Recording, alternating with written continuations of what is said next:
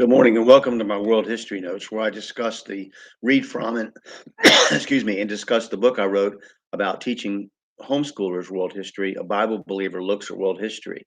So this is from the perspective of somebody who believes the Bible. You can find it on Lulu.com, Amazon.com, or at the Bible Baptist Bookstore. And we're going to continue discussing today about Rome, but now we're going to go to Rome and Judea.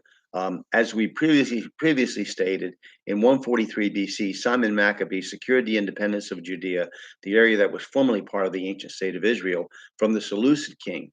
He was named general and high priest of the Second Jewish Commonwealth by a popular assembly, which also made his office hereditary in the Hasmonean family. Judea became a theocracy, or a union of state and religion, under this dynasty of priests and kings.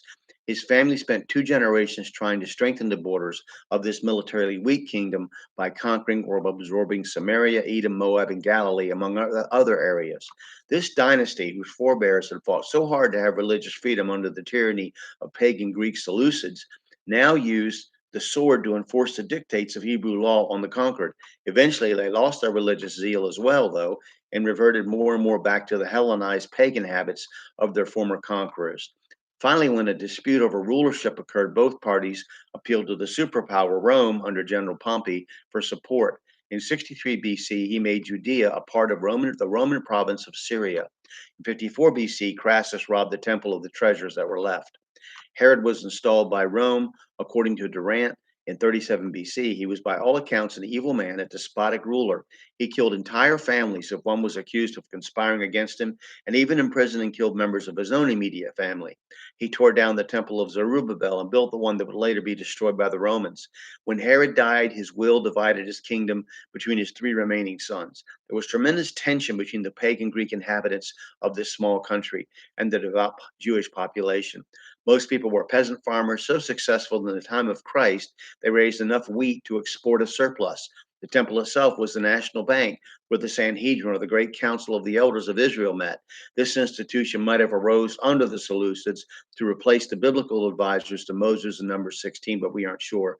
A group of Israeli dissidents against Prime Minister Sharon's government reinstituted a version of the Sanhedrin in October 2004 and challenged the secular government's authority. The Sanhedrin of the first century BC or AD could command a punishment of death for a religious offense, but could not carry it out without the consent of the civil power.